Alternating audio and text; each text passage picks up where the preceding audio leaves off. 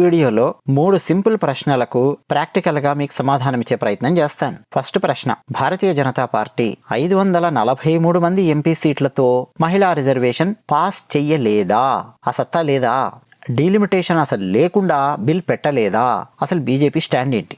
ఈ వీడియోలో మనం చూద్దాం. 1. 2. తమకు లోక్సభలో పూర్తి మద్దతు లేదని తెలిసి కూడా భారతీయ జనతా పార్టీ డీలిమిటేషన్తో కూడిన మహిళా రిజర్వేషన్ బిల్ ఎందుకు పెట్టింది? ఎలాగూ ఫెయిల్ అవుతుంది, ఓ డ్రామా చేద్దాం, పొలిటికల్ డ్రామా ఎలక్షన్స్ ముందు అని బీజేపీ ఆలోచించిందా? తమకు మద్దతు లేదని తెలుసు కదా, అయినా కానీ ఎందుకు పెట్టింది? Next number 3. కాంగ్రెస్ పార్టీ అయితే ఏం చేసేది? హిపోక్రసీ ఏ స్థాయిలో ఉంటుంది చూద్దాం. ఈ మూడింటికి సమాధానము ఒకే ఒక్క ఇన్సిడెంట్ మనకి ఇచ్చేస్తుంది. ఆ ఇన్సిడెంటే 2010లో కాంగ్రెస్ ప్రభుత్వం ప్రవేశపెట్టిన మహిళా రిజర్వేషన్ బిల్లు. దాన్ని మీరు కొంచెం స్టడీ చేస్తే ఈ 3 ప్రశ్నలకు టకటకటకటక సమాధానం వచ్చేస్తుంది. 9 మార్చ్ 2010 మహిళా రిజర్వేషన్ బిల్లు పెట్టాలి, 33% మహిళా రిజర్వేషన్ బిల్ పెట్టాలి అని కాంగ్రెస్ పార్టీతో కూడినటువంటి యూపీఏ డిసైడ్ అయ్యింది. ఫస్ట్ ఎగువ సభలో ప్రవేశపెట్టారు. ఎగువ సభ అంటే రాజ్యసభ. రాజ్యసభలో బిల్లు పాస్ అయ్యింది, భారీ మెజారిటీతో పాస్ అయ్యింది. ఇంకేముంది, నెక్స్ట్ లోక్సభలో ప్రవేశపెడితే బిల్లు పాస్ అయ్యేది, అంతే కదా. ఎప్పుడైతే రాజ్యసభలో పాస్ అయ్యిందో ఆ రోజు బీభత్స భయానకమైన గందరగోళం జరిగింది. ఎవరు చేశారు? ఆపోజిషన్లో కూర్చున్న భారతీయ జనతా పార్టీ గందరగోళం చేసిందా? No, not at all. ఎవరు చేశారో తెలుసా? సమాజ్వాదీ పార్టీ అంటే Mulayam Singh Yadav party, RJD party అంటే లాలూ ప్రసాద్ యాదవ్ గారి పార్టీ. ఈ 2 పార్టీలు ఆ బిల్లుకు తీవ్రంగా నిరసనను, వ్యతిరేకాన్ని తెలియజేస్తూ అసలు రచ్చరచ్చ చేశాయి. వాళ్ళ ఐడియాలజీ ఏంటి అంటే ఆ 33% మహిళా రిజర్వేషన్ బిల్లులో ఓబీసీ, మైనారిటీ, దళిత మహిళలకు ఉపకోట అంటే కోటా వితిన్ కోటా కావాలి అని చెప్పి డిమాండ్ చేయడం మొదలెట్టారు. ఏమన్నా మీనింగ్ ఉందో ఆలోచించండి. ఆ ఇచ్చే 33% మహిళల ఎంపీ సీట్లలోనట మళ్ళీ లెక్కలేసి ఓబీసీ, మైనారిటీ, దళిత మహిళలు అన్ని లెక్కలు తీసి కోటాలో ఉపకోట ఇవ్వాలని డిమాండ్. లాలూ ప్రసాద్ యాదవ్, ములాయం సింగ్ యాదవ్ నాయకత్వంలో ఉన్నటువంటి వాళ్ళ ఎంపీలు బిల్లు కాపీలను ఇష్టం వచ్చినట్టు చించేశారు. ఆనాటి వైస్ ప్రెసిడెంట్ మీదికి, మామూలుగా రాజ్యసభలో వైస్ ప్రెసిడెంటే కదండి అక్కడ స్పీకర్గా వ్యవహరించేది, చైర్మన్గా వ్యవహరించేది, విసిరి కొట్టారు, మైకులు పీకేశారు, అల్లరి చేశారు. ఎంత దారుణం అంటే మార్షల్స్ వచ్చి కొందరు ఎంపీలను చెయ్యి బట్టి, మెడబట్టి లాక్కెళ్ళి బయట వదిలేయాల్సిన పరిస్థితి వచ్చింది. ఆ ప్రతిష్టంభన కారణంగా ఆనాడు 4 ఎస్పీ పార్టీకి చెందిన ఎంపీలను, 2 జేడీయూ పార్టీకి చెందిన ఎంపీలను, ఒక ఇండిపెండెంట్ను సస్పెండ్ కూడా చేయాల్సి వచ్చింది. అయినప్పటికీ కాంగ్రెస్ పార్టీ ఆనాడు రాజ్యసభలో బిల్లును పాస్ చేయగలిగింది. ఎందుకు చేయగలిగింది? భారతీయ జనతా పార్టీ మద్దతు ఇచ్చింది. Underline the sentence. Bharatiya Janata party 33% మహిళా రిజర్వేషన్ బిల్లుకు మద్దతు ఇచ్చింది. కాంగ్రెస్ పెట్టిన బిల్లులో డీలిమిటేషన్ లేదు, ఏమీ లేదు. 543 మంది ఎంపీలు, వాళ్ళల్లో 33% మగవాళ్ళని నెక్స్ట్ లేపేస్తారు, 33% లేడీస్ని పట్టుకొస్తారు. బీజేపీ దిల్దార్గా మద్దతు ఇచ్చింది. ఓకే బాస్, మేము మద్దతు ఇస్తున్నాం. మహిళలకు సంబంధించినటువంటి అంశం ఇది, మనం పార్టీలకు అతీతంగా ఆలోచించాలి అని నిజాయితీగా ఆలోచించింది బీజేపీ. వెళ్ళి 2010 మార్చ్ 9 రాజ్యసభకు సంబంధించినటువంటి దాంట్లో బీజేపీ ఓటేసిందా లేదా పాజిటివ్గా వెతుక్కోండి. ఓటేసింది. బీజేపీ మద్దతు ఇచ్చింది కాబట్టి రాజ్యసభలో కాంగ్రెస్ ఆనాడు బిల్లును పాస్ చేయగలిగింది. అర్థమవుతుందా? ఇప్పుడు మీకు ఒక ప్రశ్నకు సమాధానం రావాలి. ఏంటి? నిన్నగాక మొన్న లోక్సభలో భారతీయ జనతా పార్టీ డీలిమిటేషన్తో కూడినటువంటి మహిళా రిజర్వేషన్ బిల్లు ప్రవేశపెట్టింది కదా, వాళ్ళకి సంపూర్ణమైనటువంటి మద్దతు లేదు అంటే 2/3 మెజారిటీ లేదు బీజేపీకి అని తెలిసినా ప్రవేశపెట్టింది కదా, డ్రామా చేస్తుందా బీజేపీ? ఇదే కదా మీ క్వశ్చన్. సమాధానం అర్థమైందా మీకు? ఏంటి సమాధానము? మరి ఆనాడు బీజేపీ డ్రామా ఏం చేయలేదు, కాంగ్రెస్ ఏం డ్రామా చేయట్లేదు. పాపం 33% మహిళలకు రిజర్వేషన్ కావాలని పెడుతోంది కదా, చక్కగా మద్దతు ఇద్దామని చెప్పి ఇచ్చింది. మరి ఈనాడు కాంగ్రెస్ పార్టీ ఎందుకు మద్దతు ఇవ్వట్లేదండి? బీజేపీకి 2/3 మెజారిటీ లేదు అని తెలిసినా ఎందుకు ప్రవేశపెట్టింది అంటే, ఆనాడు కాంగ్రెస్ పార్టీ బిల్లు ప్రవేశపెట్టింది కదా మహిళలకు 33% రిజర్వేషన్ కావాలని 2010లో. మరి ఈనాడు కూడా కాంగ్రెస్ వీళ్ళందరూ సపోర్ట్ చేస్తారని చెప్పి భారతీయ జనతా పార్టీ భావించింది. కేవలం భావించి గాల్లో మెడల్ కట్టలేదు. పార్లమెంటరీ వ్యవహారాల శాఖ మంత్రి కిరణ్ రిజిజు గారు ఆయన ఏం చేశారో తెలుసా? ప్రతి పార్టీకి చెందినటువంటి అధ్యక్షుని ఇంటికి, లీడర్స్ ఇంటికి వెళ్ళారండి ఆయన.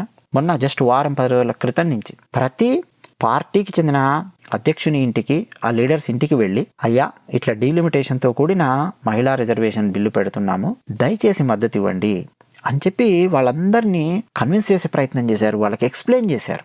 అయ్యా మనం పార్టీలకు అతీతంగా ఆలోచిద్దాము, ఇది దేశానికి సంబంధించింది అని వివరించి వచ్చారండి. సో కాంగ్రెస్ పార్టీకి బుద్ధి జ్ఞానం లేదా? అరే ఆనాడు బీజేపీ కూడా మద్దతు ఇచ్చింది కదా, బీజేపీ ఆనాడు మద్దతు ఇవ్వకపోతే మేము రాజ్యసభలో పాస్ చేసేవాళ్ళం కాదు కదా, ఈ రోజు మనం ఎందుకు మద్దతు ఇవ్వకూడదు? డీలిమిటేషన్తో కూడినటువంటి మహిళా రిజర్వేషన్ బిల్లుకు.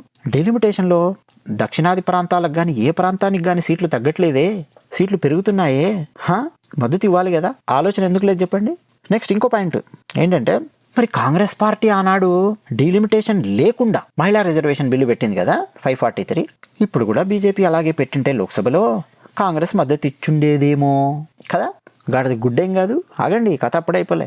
ఆనాడు రాజ్యసభలో భారతీయ జనతా పార్టీ ఇచ్చిన మద్దతుతో బిల్లు సక్సెస్ చేసుకున్న కాంగ్రెస్ పార్టీ నెక్స్ట్ ఏం చేయాలండి? ఎవరైనా రాజ్యసభలో బిల్లు సక్సెస్ అయితే నెక్స్ట్ ఏం చేస్తారు? ఇమ్మీడియట్గా లోక్సభకు తీసుకెళ్లి పెడతారు.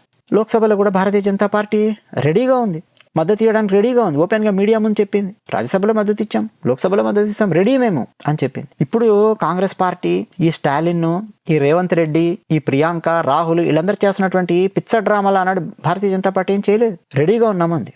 కానీ కాంగ్రెస్ పార్టీ లిటరల్గా చెప్పాలంటే గజ గజ గజ గజ గజగా వణికిపోయింది లోక్సభలో బిల్లు ప్రవేశపెట్టడానికి. లోక్సభలో బిల్లు ప్రవేశపెట్టే దమ్మే లేదు కాంగ్రెస్ పార్టీకి. ఆ బిల్లును కనీసం లోక్సభలోకి తీసుకురాలేదు. ఒరే ఎవడన్నా రాజ్యసభలో సక్సెస్ అయిన బిల్లును లోక్సభకు తీసుకొస్తాడరా, తీసుకొచ్చి దాన్ని సక్సెస్ చేసుకోవాలనుకుంటాడు. లోక్సభలో చర్చకు తీసుకురాలేదు, ఓటింగ్కు తీసుకురాలేదు రాజ్యసభలో పాస్ అయినటువంటి బిల్లును. ఎందుకు? కారణం ఏంటి? సమాజ్వాదీ పార్టీ అలాగే ఆర్జేడీ పార్టీ రెండు కూడా బిల్లుకు వ్యతిరేకంగా ఉన్నాయి.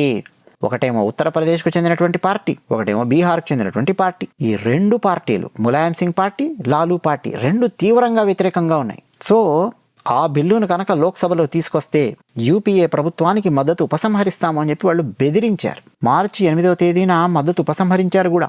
కానీ ఆ రెండు పార్టీలు మద్దతు ఉపసంహరించినంత మాత్రాన యూపీఏ ప్రభుత్వం ఏం కోల్పోదు, యూపీఏ ప్రభుత్వము తన మెజారిటీ కోల్పోదు. ఎందుకో తెలుసా? ఈ రెండు పార్టీల మద్దతుతో యూపీఏ ప్రభుత్వం నిలబడలేదు ఆనాడు. ఈ రెండు out side parties, like YSRCP party, it is an out side party కదా. కాంగ్రెస్కు మద్దతు కాదు, బీజేపీకి మద్దతు కాదు, ఇష్యూ బేస్ మీద మద్దతు ఇస్తున్నారు. టీఆర్ఎస్ పార్టీ అటు బీజేపీతో ఉండను, ఇటు కాంగ్రెస్తో ఉండను, ఇష్యూని బట్టి మద్దతు ఇస్తాను అంటే బయట ఉన్నటువంటి పార్టీలు సేమ్ ఎస్పీ అండ్ ఆర్జేడీ కూడా వాళ్ళు మద్దతు ఇచ్చినా ఇవ్వకపోయినా యూపీఏ ప్రభుత్వం కూలిపోదు. అర్థమైంది లాజిక్?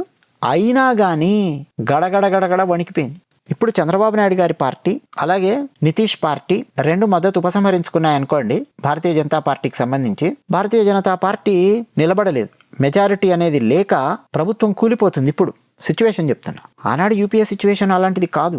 ఎస్పీ అండ్ ఆర్జేడీ మీద డిపెండ్ అవ్వలేదు, వేరే పార్టీస్ మీద డిపెండ్ అయ్యింది. కానీ ఆ రెండు పార్టీలు వ్యతిరేకంగా ఉన్నాయి అని చెప్పి లోక్సభలో వీళ్ళు చర్చకు కూడా తీసుకురాలేదు, గజగజ గజగా వణికిపోయారు. ఎందుకో తెలుసా? లోక్సభలో ఈ బిల్లుని తీసుకొని కనుక వచ్చి అఫ్ కోర్స్ బీజేపీ ఓటేస్తుంది, ఇది సక్సెస్ అవుతుంది.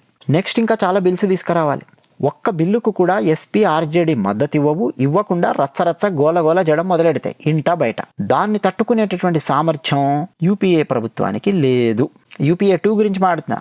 యూపీఏ 1 అంటే 2004 నుంచి 9 వరకు, యూపీఏ 2 అంటే 2009 నుంచి 13 వరకు. యూపీఏ 2 ఇది 2010లో జరిగిన సంఘటన. సో యూపీఏ 2 ప్రభుత్వానికి, కాంగ్రెస్ పార్టీకి ఆనాడు చిన్న చిన్న పార్టీల మద్దతు ఉండేది. సో ప్రభుత్వానికి మద్దతు ఉపసంహరించిన ములాయం సింగ్ యాదవ్, లాలూ ప్రసాద్ యాదవ్ ఆనాడు ప్రభుత్వం కూలిపోయే పరిస్థితి లేదు. బట్ ఇతర బిల్స్కు ఇబ్బంది క్రియేట్ చేస్తారేమో అని చెప్పి కాంగ్రెస్ వణికిపోయి లోక్సభలోకి కనీసం బిల్లు కూడా తీసుకురాలేదు. ఇది కాంగ్రెస్ యొక్క బిహేవియర్. అర్థమైందా? ఇప్పుడు కాంగ్రెస్ పార్టీ ప్రియాంక గాంధీ చూడండి ఒకసారి స్క్రీన్ మీద, ఇవిడ తెలివితేటలు చూడండి. మేము డీలిమిటేషన్ లేకుండా 33% మహిళా రిజర్వేషన్ ఆన్ 543 ఎంపీ సీట్స్ అని చెప్పి కనుక అంటే మేము మద్దతు ఇచ్చేవాళ్ళము అని చెప్పి దొంగ నాటకాలు ఆడుతుందండి ఈవిడ. పాలస్తీనా బ్యాగులు వేసుకొని తిరిగే ఈవిడ రోల్ ఏంటనుకుంటున్నారు? కాంగ్రెస్ పార్టీ సెక్రటరీ, అది ఇది ఏదో పెద్ద రోల్ ఇచ్చారు ఈవిడకి. నెపోటిజం ఏ స్థాయిలో ఉందో చూడండి. లింగు అంటూ ఫస్ట్ టైం ఎంపీ అయ్యింది ఈవిడ జీవితంలో. అది కూడా ఎలా ఎంపీ అయ్యింది? క్రిస్టియన్స్, ముస్లిమ్స్ అత్యధికంగా ఉన్నటువంటి కేరళ ప్రాంతంలో నించోబెట్టాడు ఈమెని. వీళ్ళ అన్ననో తమ్ముడో రాహుల్ గాంధీ. అది కూడా తాను గెలిచి, తాను 2 చోట్ల పోటీ చేసి గెలిచినటువంటి సీట్లలో ఎక్కడ ముస్లింలు, క్రిస్టియన్స్ ఎక్కువ ఉన్నారో ఖచ్చితంగా ఎక్కడ ప్రియాంక నిలబెడితే ఆమె ఓడిపోదో అలా చూసుకొని తాను గెలిచినటువంటి 2 సీట్లలో ఒక సీటు, వయనాడు సీటు ప్రియాంకకి ఇచ్చి అక్కడ ప్రియాంకని నిలబెట్టి గెలిపించి లోక్సభకు తీసుకెళ్లాడు పోయిన సంవత్సరం. ఇమీడియట్గా ఈమెకు సెక్రటరీ పదవి ఇచ్చారు. ఎన్నో సంవత్సరాల నుంచి ఎంపీలుగా కాంగ్రెస్ పార్టీలో పనిచేస్తున్నటువంటి వాళ్ళ నోట్లో మట్టి కొట్టి. ఇది వీళ్ళ నెపోటిజం, ఇది ఒక సైడ్ అయితే, ఈవిడ డైలాగు 33% మీద అయితే మేము మద్దతు ఇచ్చేవాళ్ళము అని చెప్పి డైలాగ్ కొడుతుంది. అసలు నీకు దమ్మే లేదు. ఆనాడు నీకు లోక్సభలో, రాజ్యసభలో సక్సెస్ అయినటువంటి దాన్ని తీసుకొచ్చి లోక్సభలో పెట్టే దమ్మే లేదు. నెక్స్ట్, బీజేపీ డ్రామా ఆడిందా? మద్దతు ఇవ్వకుండా డీలిమిటేషన్ ఇవన్నీ పెట్టి అంటే డ్రామా ఆడలేదు, ఏమీ ఆడలేదండి. మోదీ గారు చెప్పారు, అయ్యా మీ ఆత్మ ప్రబోధానుసారం ఓటేయండి అని చెప్పారు. ఆర్టికల్ 370 ఉందండి. ఆర్టికల్ 370 ఆనాడు లోక్సభలో భారతీయ జనతా పార్టీకి మెజారిటీ ఉంది, చాలా ఈజీగా పాస్ చేయగలరు. కానీ రాజ్యసభలో పాస్ చేయలేరు. రాజ్యసభలో మెజారిటీ తక్కువ ఉంది. అయినా కానీ రాజ్యసభలో అమిత్ షా ప్రవేశపెట్టి సక్సెస్ చేశారు. గులాం నబీ ఆజాద్ని పట్టుకున్నారు, వెళ్ళి కూర్చున్నారు, చర్చించారు. అయ్యా ఇది మీ కాశ్మీర్ పరిస్థితి, మీరు కూడా ఇక్కడ కల్పించుకోకపోతే లాభం లేదు అని చెప్పి అట్నుంచి నరుక్కొచ్చారు. చాణక్యము అన్ని చూపించారు. ఎస్, వాళ్ళు కూడా మద్దతు ఇచ్చే రకంగా చేయగలిగారు, మద్దతు ఇచ్చారు, సక్సెస్ అయిపోయింది. ఆ కాంగ్రెస్లో కూడా కొంతమంది మద్దతు ఇవ్వలేదు, కొంతమంది మద్దతు ఇచ్చారు. అంటే ఆత్మ ప్రబోధానుసారం ఓటేసిన వాళ్ళు కొంతమంది ఉన్నారు, ఆనాడు పార్టీ చెప్పినట్టు ఓటేసిన వాళ్ళు కొంతమంది ఉన్నారు. ఎగ్జాంపుల్ చెప్తున్నా. అరే ఇప్పుడు కూడా అలా జరిగే అవకాశం ఉంది కదా అని చెప్పి ఆ ఎంపీలలో కొంతమంది అయినా మనకు ఓటేస్తారు కదా, అర్థం చేసుకుంటారు కదా అని చెప్పి వాళ్ళని నమ్మి అమిత్ షా అండ్ మోదీ గారు ముందుకెళ్ళారు. డ్రామా చేయడానికి కాదు. డీలిమిటేషన్ వల్ల మామూలుగా రాజ్యాంగం ప్రకారం అయితే సీట్లు తగ్గుతాయి. వద్దాయ బాబు, రాజ్యాంగం ప్రకారం వద్దు, రాజ్యాంగాన్ని అవసరమైతే దాన్ని మారుద్దాం మనము, దక్షిణాది రాష్ట్రాలకు అన్యాయం చేయొద్దు మనము. అంబేద్కర్ గారు పొందుపరిచినటువంటి రాజ్యాంగంలోని ఆర్టికల్ 82, 83 81, 82 ఇంప్లిమెంట్ చేస్తే దక్షిణాది రాష్ట్రాలకు అన్యాయం జరుగుతుంది, వాళ్ళకి ఎంపీ సీట్లు తగ్గుతాయి, అట్లా అన్యాయం జరగొద్దు, చలో మారుద్దాం దాన్ని, డీలిమిటేషన్ని. అంబేద్కర్ గారు రాసినటువంటి రాజ్యాంగంలో ఉన్నటువంటి అంశాన్ని మనం మారుద్దాం. ఎందుకనంటే దక్షిణాది రాష్ట్రాలు పాపులేషన్ని కంట్రోల్ చేశాయి, ఉత్తరాది రాష్ట్రాలు కంట్రోల్ చేయలేదు అంటున్నారు కదా మీరు. ఓకే, ఆ లోపల చర్చ లోపల కూడా మేము వెళ్ళాం. ఓకే, మీరు చెప్పిందే విందాం. మరి అన్ని రాష్ట్రాలకు 50% పెంచుదామయ్యా, పెంచి దాని మీద మనం 33% మహిళా రిజర్వేషన్ అమలు చేద్దాం. సో దట్ ఉన్న మగవాళ్ళు కూడా వాళ్ళ ఎంపీ సీట్లు కోల్పోరు, కొత్తగా ఎక్కువ సీట్లు వస్తాయి, మహిళలకు కూడా ఎక్కువ సీట్లు వస్తాయి ఓవరాల్గా అని చెప్పి ఇంత లాజికల్గా ఎక్స్ప్లెయిన్ చేసి తీసుకొని వెళ్ళారు. కొంతమంది అయినా సరే అంటే వాళ్ళ పార్టీ చెప్పినట్టే వినకుండా కొంతమంది అయినా ఓటేస్తారు కదా. మన ఆశ్చర్యం ఏం జరిగిందో తెలుసా? సరే ఓడిపోతే ఓడిపోయి ఉండొచ్చు, ఓడిపోవడం అనేది కూడా పాయింట్ కాదు అక్కడ. వీళ్ళే ఇక మేము వెనక్కి తీసుకుంటున్నాము అని చెప్పారు ఫైనల్గా కిరణ్ రిజిజు గారు. ఆ రోజు ఏం జరిగిందో తెలుసా? విపక్ష పార్టీలకు చెందినటువంటి వాళ్ళల్లో 4 ఎన్డీఏకు పాజిటివ్గా ఓటేశారు. విపక్ష పార్టీలు మొత్తం మీరు లెక్కలు తీస్తే ఎంతమంది ఉన్నారో ఎగ్జాక్ట్గా అంతమంది విపక్ష పార్టీలకు ఓటేయలేదు. అందులో 4 అక్కడ ఓటేశారండి ఎన్డీఏకి. సో ఆ సంఖ్య పెరిగే ఛాన్స్ ఉంది కదా అని చెప్పి ముందుకు తీసుకొని వెళ్ళారు. ఒక్కోసారి ఎలా ఉంటుందంటే అండి, ఇలాంటి ఇష్యూస్ వచ్చినప్పుడు బీజేపీ చాలాసార్లు దేశానికి ఉపయోగపడే ఇష్యూస్ వచ్చినప్పుడు ప్రతిపక్షంలో కూర్చున్నా సరే మద్దతు ఇచ్చారు. మన్మోహన్ సింగ్ యుఎస్ వెళ్ళొచ్చాడు అప్పుడు, ఆ సెకండ్ టర్మ్లో అనుకుంటాను, ఆ న్యూక్లియర్ సంబంధించినటువంటి ఒక బిల్లు పట్టుకొచ్చారు, అణు ఒప్పందానికి సంబంధించింది వాడు పట్టుకొచ్చారు. కాంగ్రెస్ పార్టీతో అంటకాగుతూ కాంగ్రెస్ పార్టీతో కలిసి ఉన్నటువంటి కమ్యూనిస్టులు, యూపీఏలో భాగస్థులైనటువంటి కమ్యూనిస్టులు రోడ్డు మీదకి వచ్చి మన్మోహన్ సింగ్ దిష్టిబొమ్మ తగలబెట్టి, ఆనాడున్న యుఎస్ఏ ప్రెసిడెంట్ ఎవరున్నారు ఆయన దిష్టిబొమ్మ తగిలెట్టి రచ్చరచ్చ గోలగోల చేసి ప్రతి చోట మేము మద్దతు ఇవ్వము, ఈ అణు ఒప్పందం వెనక్కి తీసుకోవాలి, గోలగోల చేశారు. కానీ అది భారతదేశానికి ఉపయోగపడుతుంది. మన్మోహన్ సింగ్ కాంగ్రెస్ పార్టీ వాడు కాబట్టి మనము పిచ్చి పట్టినట్టు కాంగ్రెస్ చెప్పే ప్రతిదీ మనం నో అనకూడదు, ఇది దేశానికి ఉపయోగపడేది, సో మనం మద్దతు ఇవ్వాలి అని చెప్పి వాజ్పేయి గారు వెళ్ళి మన్మోహన్ సింగ్ గారితో మాట్లాడి వీఆర్ రెడీ, మేము మద్దతు ఇస్తున్నాం, సక్సెస్ చేయండి అని చెప్పారు. వెళ్ళి చూడండి భారతీయ జనతా పార్టీ మద్దతు ఇచ్చిందో లేదో అణు ఒప్పందానికి. కాంగ్రెస్ తెచ్చినటువంటి బిల్లుకు భారతీయ జనతా పార్టీ మద్దతు ఇచ్చిందండి. ప్రతిపక్షంలో ఉన్నటువంటి వాళ్ళు మద్దతు ఇచ్చేసరికి దెబ్బకు మెజారిటీ పెరిగిపోయింది, 2/3 మెజారిటీ వచ్చేస్తుంది. కొన్నిసార్లు 1/3 మెజారిటీ చాలు, కొన్నిటికి 2/3 మెజారిటీ కావాలి. రాజ్యాంగాన్ని మార్చాలంటే 2/3 మెజారిటీ కావాలి, మన 2/3 మెజారిటీ కావాలి, మద్దతు ఇచ్చింది. అట్లా ఎన్నో సందర్భాలు, సంఘటనలు ఉన్నాయండి భారతీయ జనతా పార్టీ మద్దతు ఇచ్చినవి దేశానికి ఉపయోగపడేవి. మరి ఇప్పుడు దేశానికి ఉపయోగపడే ఒక డీలిమిటేషన్ విత్ మహిళా రిజర్వేషన్ బిల్లు తీసుకొని వస్తే, నిజానికి విత్ అని కూడా కాదు, 3 సపరేట్ బిల్స్గా పెట్టారు. దానికి మద్దతు ఇవ్వడానికి కాంగ్రెస్ పార్టీ కింద మీద పడింది. ఆలోచించండి, ఎవరు డ్రామాలు ఆడుతున్నారు, ఎవరు దొంగ నాటకాలు ఆడుతున్నారు, అది విషయం.